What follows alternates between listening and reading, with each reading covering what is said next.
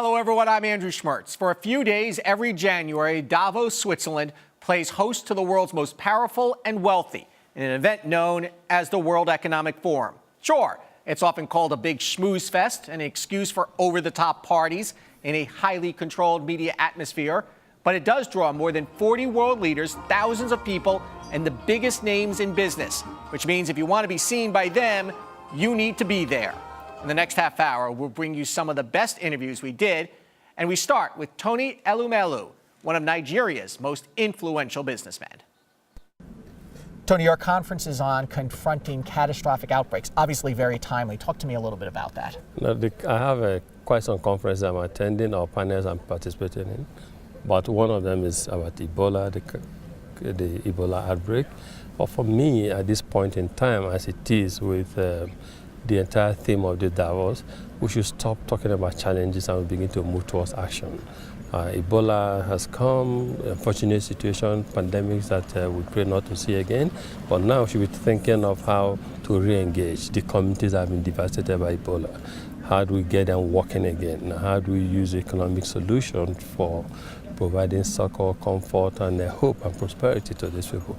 That, to me, is the key thing we should be talking about at this point in time. Yeah, there's a lot of criticism that the Ebola outbreak was made far worse by the economic conditions compared to Nigeria, which has a pretty good health system in place, was able to confront it. Yeah, again, I want to move away from the cost. Let's begin to talk about post-Ebola, what next for these communities. We have Sierra Leone, we have Guinea, we have Liberia. These are fragile economies, so the whole world, Africans in particular, should come together to support these communities. I like what the AU is doing, and also some of us have, even before the AU's involvement, have also African Union. Yeah, the African Union. Before that, we also have participated in providing some form of financial support to this. But more importantly, it's what we even do now to revitalize these economies. So I want to see us help to invest in these economies so that the economy can start moving. I have business in these three countries. I have United Bank for Africa, which is operating in these three countries. During this period of Ebola outbreak, no branch of our bank closed, yet our staff were protected. Mm-hmm. And so we want to see more investments, we want to see private sector involvement so that we can begin to help rebuild this economy. That, honestly, is what the attention of the world should be at this point in time. You know, and speaking of that, right now in Nigeria, it's the best of times, worst of times. So it's Africa's largest economy, but the country has enormous challenges. You have a terrorist group, obviously, that the government is having trouble controlling. And I've been to Nigeria several times. The per capita income is still pretty dismal. So how do you get these investment dollars there quick enough to make this difference? You need to look at the circumstances of Nigeria today in the context of where we're coming from. The income per capita of the country at some point was below $1,000. Today it's far above $1,000. So I think progress has been made. I think the current government and the one before this have done quite a lot in restructuring the fabric and the structure of our economy, that today things are moving on. Yes, oil price is a challenge now, but I think that Nigeria is on the right trajectory. What's happening on the area is about the commodity price. The oil price is not just unique to Nigeria alone. So it's not as if there was terrible mismanagement of the economy. That's why the oil price is dropped. It's not. But having said that, we need to see how we can improve further. And I think the transformation that is ongoing in the agri sector is good. The privatization of the electricity power sector is good. The rail line, revitalization of the rail line is also good for the country. We need to see all of this begin to work. Well, of course, the issue of security is a problem, not just to Nigeria, but to mankind everywhere. Sure. And so I want to see, I hope that as we deal with this issue of security, the economy can even grow bigger and better than it's growing right now. When you have an election coming up in about a month or so, how does the current government win when you have an economy, the situation it is right now with oil, and you have, according to some reports, thousands of people being killed, thousands of fellow countrymen being killed? I mean, there's some concern that the only way President Jonathan's going to win is not necessarily the legal way. How do you respond? I don't make political comments. I'm not a politician. I don't make political comments, and I keep my comment or judgment on these issues to myself. We're watching.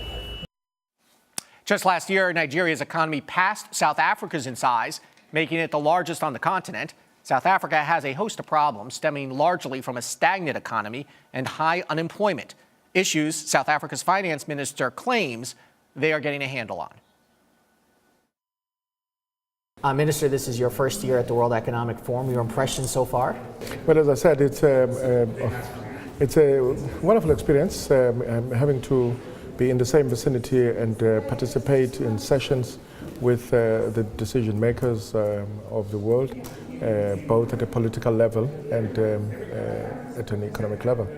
And you're speaking to other finance ministers, right? This is an opportunity for you to share and exchange ideas. Absolutely. And how does that help South Africa, where South Africa is such a significant part of Africa's GDP, but also very challenged right now in some ways?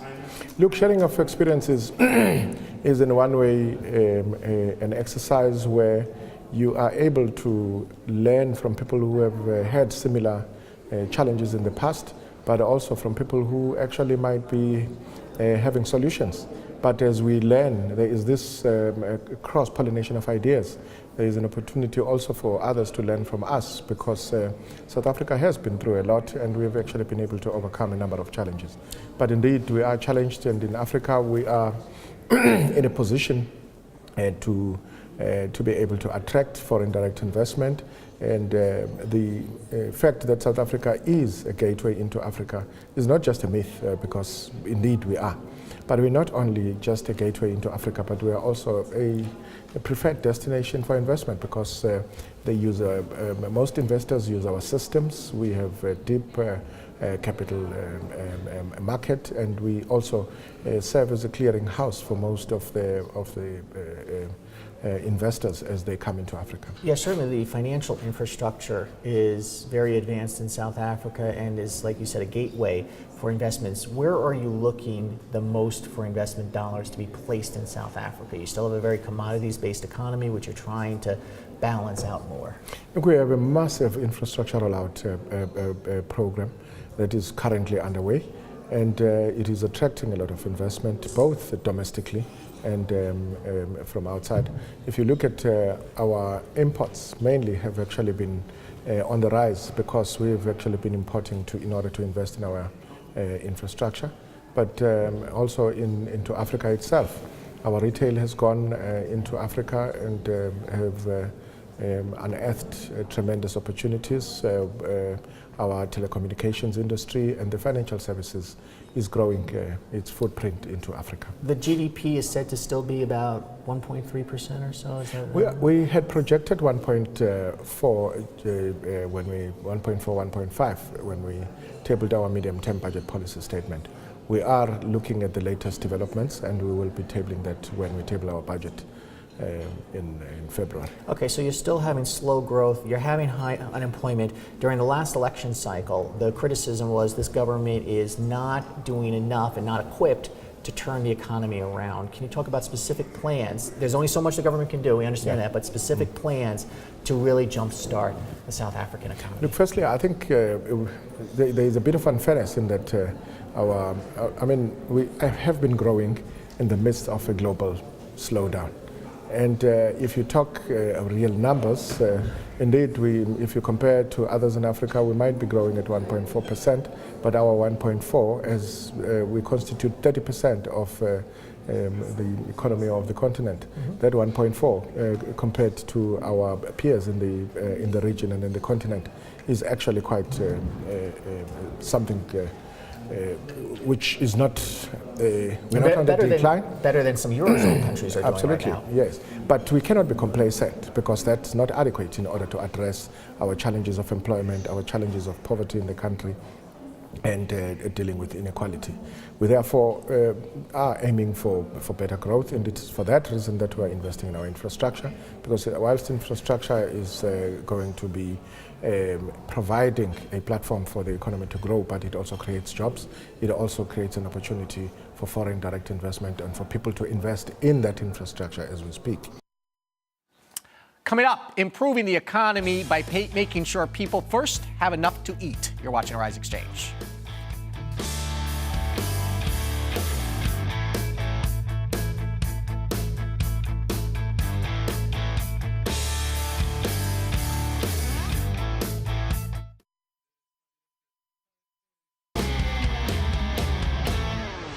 Welcome back to Arise Exchange and our special coverage of the World Economic Forum. An interesting tidbit, Davos is the highest city in Europe at 5,120 feet or 1,580 meters. And there is a plaque remembering one of its most famous residents, Sir Arthur Conan Doyle, called the ski town home for many years. Agriculture is a key part of any economic discussion, and it was a big topic here because Africa is a continent facing serious food challenges. Barry Martin, who sits on the executive board of the global banking giant Rabobank, is helping to lead the effort in improving farming. Barry, let me start by first asking you your reaction to the ECB plan, a massive stimulus plan in place. Yeah, well, it is obviously uncharted territory, but in my view, the most important part right now is that we need to put confidence into the entrepreneurs, into the industries, and to the investors. What we have seen is that there is liquidity in the market, but there is very little demand at this moment, at least at Rabobank, for credit. So we hope that by increasing the confidence and the ECB really saying, look, we're going to do everything to get the economy going, that investments are coming back and the requests for credits are going to increase. So for me, it's obviously uncharted territory, but really confidence, and that's what we need. And you see, entrepreneurs are the ones that are going to make this economy go again, and the consumers. So I hope that with this, we have a complete change of mindset. Okay, you're here to talk about hunger and agriculture. Yes. Agriculture, a huge issue, obviously in Africa. Give me a little bit of an overview of what your conference covered. Well, our conference is very simple. We know that 800 million people go every day with hunger to bed, but we also know that billions of people go with overweight to bed, so they are actually malnutrition. So hunger is more than only the food production, it's also education about what's right food. So what we are doing here is trying to influence all the multi-stakeholders so that this is central to the agenda, because it's not possible that we as human beings can send somebody to the moon, but we cannot feed our people. Okay, and so what are the steps then that need to be taken to get us to that next level? Like who are the stakeholders in this conference today who could help effectuate this? Well, what we have done today here is that we came together with all the multi-stakeholders, from the farming industry to the seed, the inputs, the governments, and name them, the banks like ourselves, and we created an imaginary country called Mylandia. And we came together and said, if we want to take Mylandia out of hunger and get people well fed, what do we need?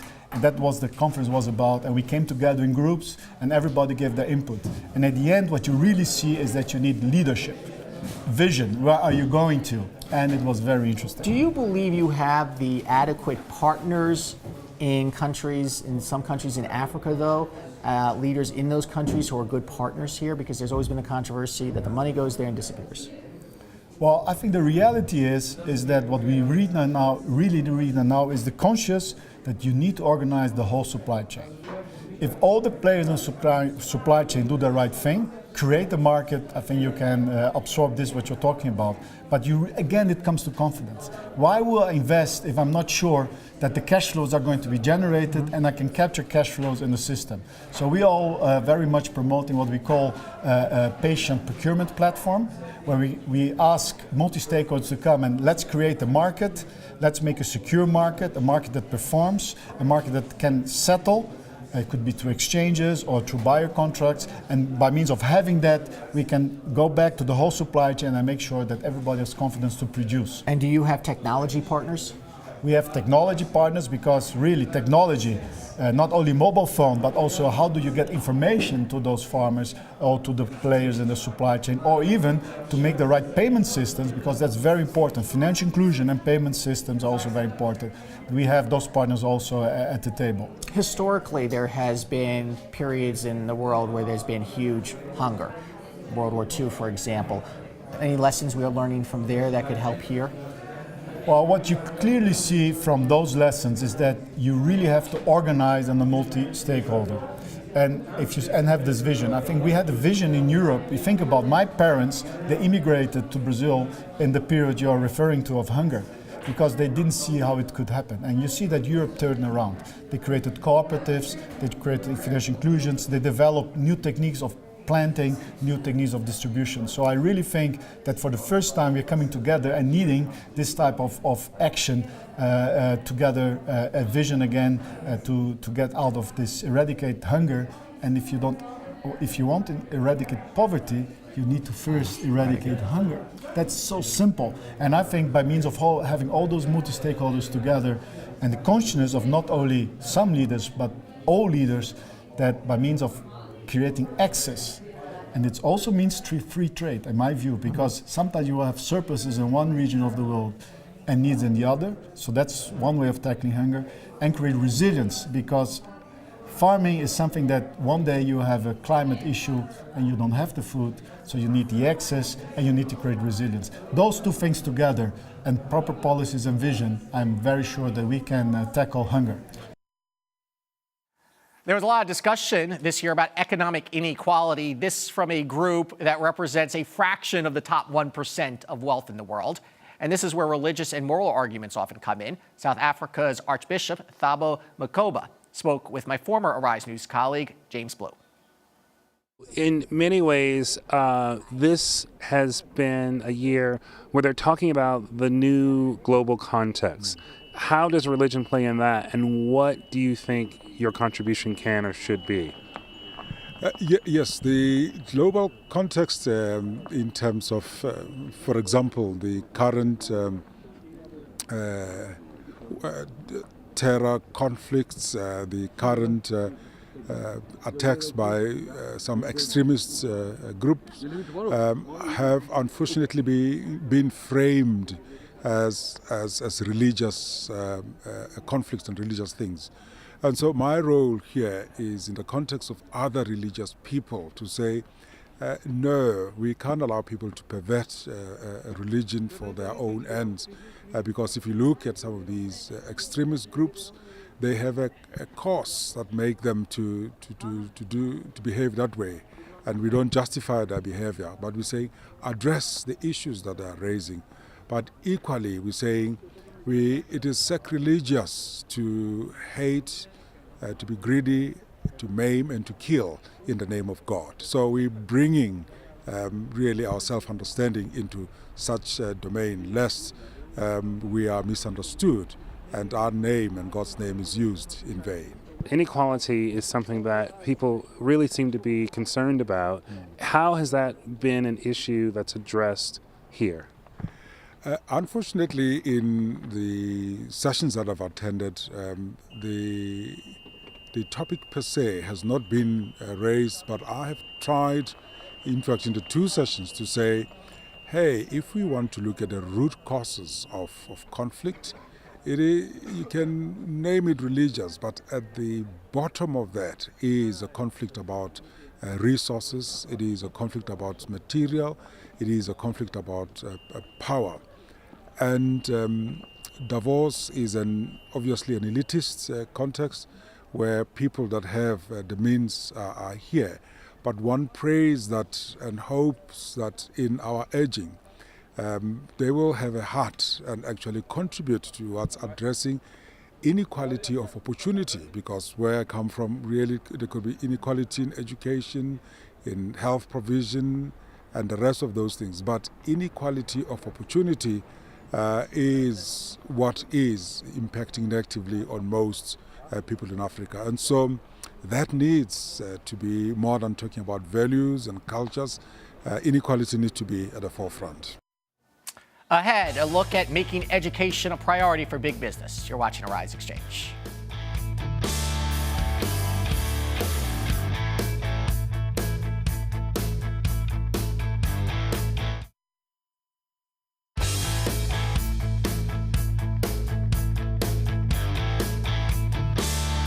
Welcome back to our special on the World Economic Forum. This is an expensive networking event. Attendees pay a minimum of $20,000 to be there, and they come to hear mostly from men. Just 15% of guest speakers are women. We'll speak with one in a moment, but first, our next guest is Dino Varkey, who leads the education initiative, Global Education Management Systems, or GEMS. Give me a little bit of an overview of what the conference here that you're holding is about. So from our perspective, this is about business backing education. I think when CEOs and political leaders come to Davos, inevitably the lack of education's ability to provide the talent and the skills for the world's needs is always a topic of conversation. From our perspective, though, we wanted to highlight that as important an issue as it is, actually private industry hasn't done as much to necessarily engage and support education. So this report essentially wanted us to highlight, or we wanted to use it to highlight exactly how much private industry contributes towards education CSR spend. And actually the facts are kind of interesting. So amongst Fortune 500 companies, total CSR spend on everything is approximately $20 billion a year. Of that, only $2.6 billion goes towards education-related CSR. And amongst that $2.6 billion though, almost half of it comes from 10 companies. That's an astounding figure. Exactly. So I think from our perspective, we want to try and ensure that this initiative highlights the gap, but also galvanizes support in order to get private industry supporting education. Why do you think that the education system is not turning out the students that are needed for skills? And is it a failure on the primary, secondary education, or the university education, or all of it? So I think one of the things we need to recognize is we're living in a time of unprecedented change. The rate of change is so unprecedented that actually most education systems around the world, which again are predominantly government sector provision, public provision, and it's right that it is, but unfortunately public provision is a very, very poor control system to innovate and transform something at speed and at scale. And I think that's essentially what we're seeing, and from our perspective, it's across the entire system. It's primary, secondary, and tertiary. In the United States, I don't know how much you could talk about charter schools, but there's obviously a push to do something else, which charter is sort of a private-public partnership. Is that a good thing? Look, I think from our perspective, there have always been traditional debates, public versus private. From our perspective, the scale of the challenge is so great. For us, it's about whatever works, right? If it's a public-private partnership, great. If it's public sector only, that's fine. If it's NGO, that's fine. If it's private sector only, that's fine as well. But for us, it is such an important issue. I mean, we believe it's the most important issue that we can use in order to change our world for the better. So from our perspective, it's any of the models as long as it gets us to the solution that we require. Jem is about 50 years old now? 55 years old, 55 yeah, set up by my grandparents, yeah. Okay, so has the mission changed over the 55 years? And therefore, no. So how have you marked your progress, would you say? Look, I think I'm very proud to tell everybody that I come from a third generation education family, right? 3 out of 4 of my grandparents were teachers. And for all that time, we've been driven by a very simple, uncompromising purpose, to try and put a quality education within the reach of every child and every student. That hasn't changed. So if I think about the way that we're structured today, you know, yes, we own and operate great private schools that cater to different economic segments across 16 countries in the world. We work with governments to actually reform education systems. And where we don't have a private model, actually our foundation steps in order to try and further our mission by providing quality access to kids in developing nations. How are you going to mark your goals going forward? So what do you hope to get out of this conference, 1 year, 5 years? What is the timeline here? So in terms of the Business Max Education Initiative specifically, I think it's a very simple marker that we've set for ourselves. Today, based on the numbers that I told you before, 13% of global CSR spend is allocated towards education. We want that to move to 20% by 2020. And I think if we achieve that, that in itself is going to move the needle. In terms of GEMS and what we do day in, day out, look, we're ambitious, we're bold, and we want to continue to grow and make sure that our quality of education is available to as many students around the world as possible. And finally, in terms of our foundation, I suppose the mission is very clear. We're very focused on building teacher capacity globally. You know, great teachers are a diminishing resource. That's the reality. And part of that, and Emma was just telling me, what is going on in Dubai in March related to teachers? And again, perhaps it's sad that you sometimes need to do this, but we announced a Global Teacher Prize in order to identify the world's greatest teacher. And a big part of it is, from our perspective, how do we remind the world just how important a teacher is?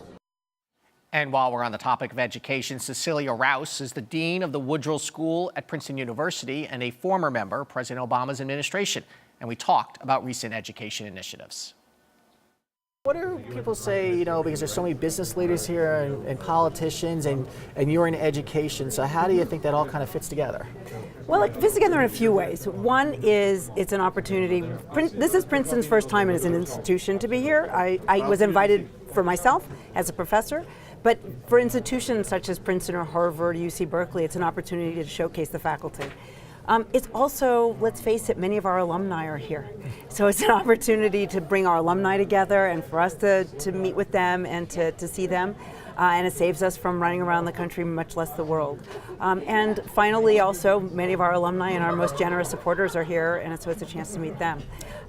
In addition, I'm putting together a conference for next year, and I'm able to meet with some of our conference speakers and to find others who might be able to help us make it more effective. You mentioned Princeton, you mentioned what other school? Harvard? Harvard, Columbia's here. Okay, so my question then is there a fair amount of diversity of schools here? But you mentioned a few Ivy Leagues. I've mentioned a few Ivy Leagues. I just came from a lunch where a faculty member from UC Berkeley was there. Apparently it's their first year here, and apparently they're the first public institution to come to Davos. So diversity in the US, we have many community colleges. Most students attend public institutions, so no. But nonetheless, we have good representation from the not-for-profit sector. Let me talk to you about community colleges. The president has come out with a somewhat ambitious plan for community colleges. What are your thoughts on it? Do you think it can be implemented? Good question. So I really like the way that the plan brings all of the actors that I think are essential for an effective higher education system together. He has called for the federal government to provide subsidies to states to help keep tuition low. So that's the federal government playing a critical role. It requires that states keep tuition low, so it helps states maintain their skin in the game. It requires the community colleges to have effective programs to help keep students in school so that the programs are effective. And it requires that the students actually step up as well by maintaining a minimum GPA and committing to at least half-time enrollment. So what I like about it is I think it's realistic that you can't increase our educational attainment just from one part with one partner. You need everybody to bring everybody together. Can it be implemented? Well, it calls for what I think in today's numbers, it's not a really big number. I think it's $60 billion over 10 years. You know, it's a drop in the bucket for the total federal government budget, but are the Republicans likely to go along with it? I think not necessarily. But the president's already out there trying to encourage states to implement the parts that they can. So this is a long-term strategy. It's a marathon, not a sprint. Okay. Sometimes the criticism of some of the conferences I've been at is that our education system is no longer really turning out students who are ready for today's world. Your thoughts? Well, I think we still have I think we have one of the best higher education systems in the world. Does that mean that it can't be improved? It needs a lot of improvement in a lot of sectors. And one of the challenges actually is in the area of vocational education or more technical education, because if you think about the rate of technological advance, not only is that's going so fast that the schools have to stay ahead of that, and the investment that's required and the reinvestment every few years is more than most of the systems can handle. So I think it's really in partnership with the private sector, with employers, that they need to be at the table as well, working with the institutions of higher education so that the schools know what the employers need. But I would argue that we are still producing students who are employable and they have good jobs. And the unemployment rate for those who've been to college is much lower than for those who haven't. So you disagree with the folks who say college is for many not economically worth it?